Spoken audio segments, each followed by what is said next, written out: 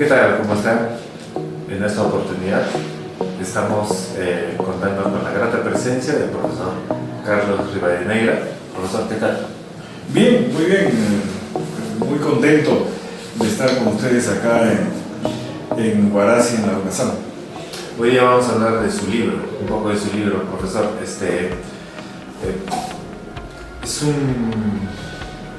Es uno de los primeros productos interesantes de podcast porque hace un análisis peruano, ¿no?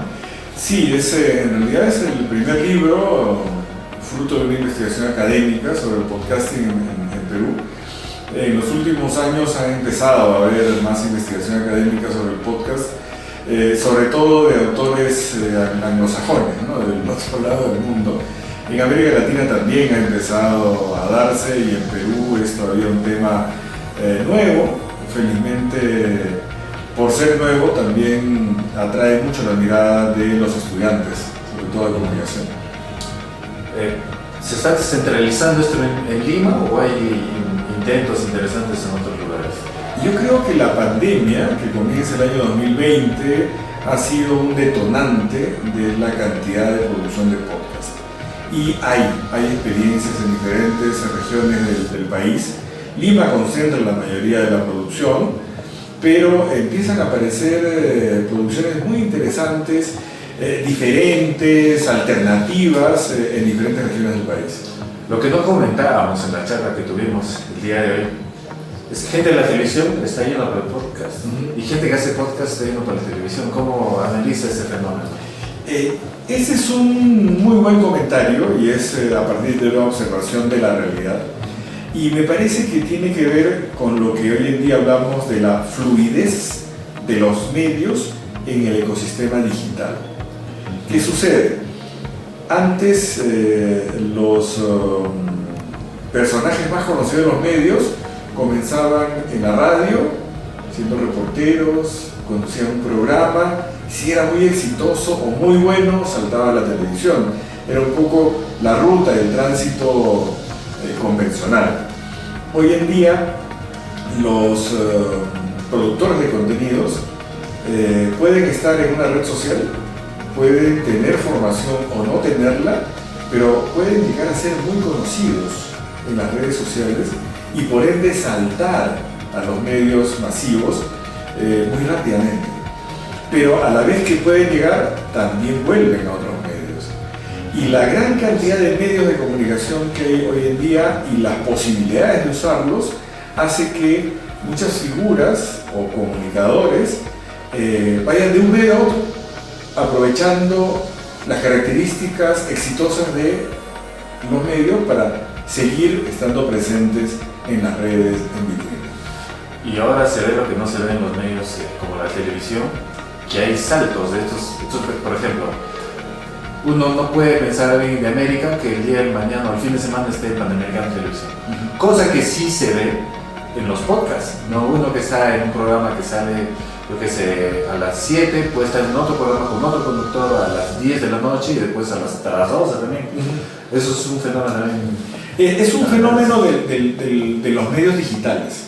Y en el podcasting sucede mucho que hay episodios compartidos, donde el podcast A se reúne con el podcast B y hacen una mixtura para un contenido compartido. Y en algún momento los del podcast A hacen el contenido del B y del B hacen del A. Es decir, truecan, cambian, enrocan posiciones.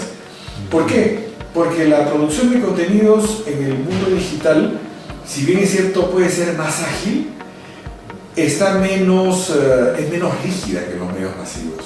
Se amolda a nichos de audiencia determinados y si no salió bien una vez, al día siguiente puedes hacer otro contenido y de repente te va a salir mucho mejor y vas a tener más seguidores. Entonces esa posibilidad de producir mucha cantidad de contenidos hace que también se vayan combinando temas, conductores, anfitriones, entrevistadores, personajes. ¿Hacia dónde va la radio ahora? Porque con esto del podcast se están dividiendo todos los nichos, el público, se están migrando. Entonces, ¿cuál será el futuro de la radio? Yo creo que debemos observar por lo menos dos o tres fenómenos, ¿no? El primero es que los medios digitales están con nosotros hace 20 años y que ya, estando 20 años, tienen una presencia significativa en el consumo, horas consumo de persona y en la formación de opinión. Segundo, que el público de las redes y de los dispositivos y contenidos digitales es un público joven. Tercero, no es que la comunicación masiva esté en desaparición, está perdiendo consumidores, horas de consumidores, pero tiene que cambiar para adaptarse al cambio de los tiempos también. Y esos cambios tienen que ser de los medios masivos, tanto a nivel nacional, local, regional y global.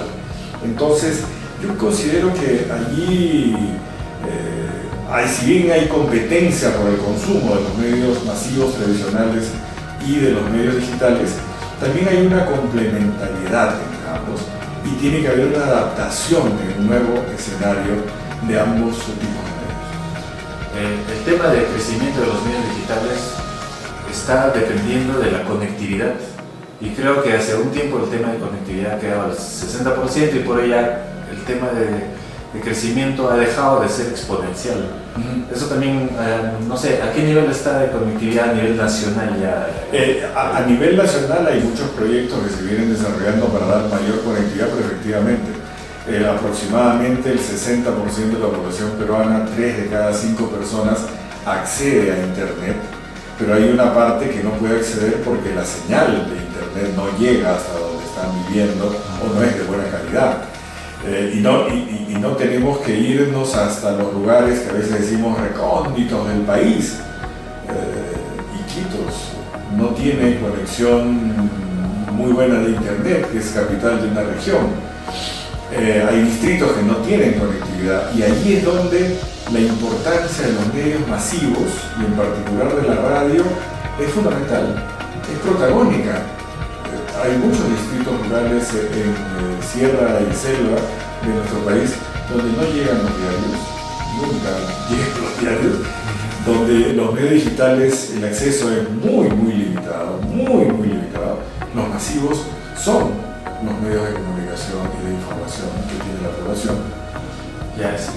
¿Qué recomiendan los medios locales? Porque usted mencionaba Concord TV, si no me equivoco, he visto los porcentajes en Huaraz y el consumo de productos locales es 17%, televisiones 3% acá en Huaraz. Entonces, ¿qué recomendarles a ellos para que tengan mejor acogida? Yo creo que la comunicación local, cuanto más local sea, es mejor. Pero además tiene que ser local propia, es decir, inventar programas propios. Creo que no es muy útil ni exitoso que uno diga voy a hacer el noticiero local, pero tal como lo hacen en otro país o en otra ciudad. Uno tiene que hacer un noticiero como es la población objetivo, la población que te rodea, incluso con sus palabras, con sus nombres, con la agenda informativa más próxima. Porque agendas informativas nacionales e internacionales a veces importan un poco menos y lo local, lo provincial, lo regional es más importante. Entonces, ahí hay que manejar el conocimiento de las demandas informativas y de los contenidos que se demandan, que se requiere por parte de la población, pero a nivel local y regional. Yo creo que eso por un lado. Y lo otro es que hay que siempre tratar de brindarle a nuestros consumidores, oyentes, televidentes, la mejor producción de la mejor calidad, porque nuestros televidentes o nuestros oyentes escuchan un programa o ven un programa que puede ser de cualquier parte del mundo y después ven la producción local. Si es que la producción local en calidad dista mucho, van a decir el otro se ve mucho mejor. Entonces hay que concentrarnos en la calidad y concentrarnos también en una agenda informativa y de contenidos cercanos. Muy bien, profesor. Muchas gracias por la entrevista. Última pregunta. ¿Qué se viene ahora? ¿El podcast? ¿Usted está haciendo más estudios? ¿Para dónde va a enfocar su investigación?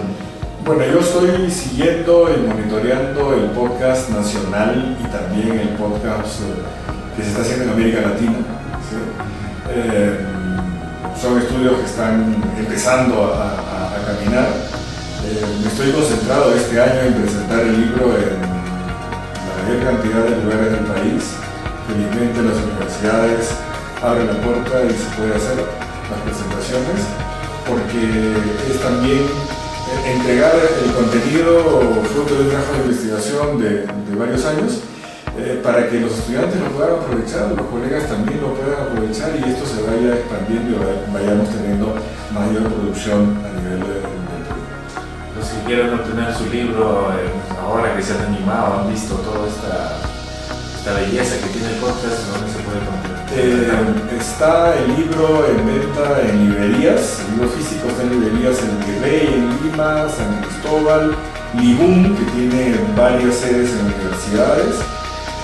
Se está empezando a distribuir también en Crisol desde la próxima semana y está muy pronto a salir la versión digital para que uno lo pueda comprar digitalmente también, ebook. Excelente, fue el profesor Carlos Rivadeneira y esto es ECO, te cuenta todito.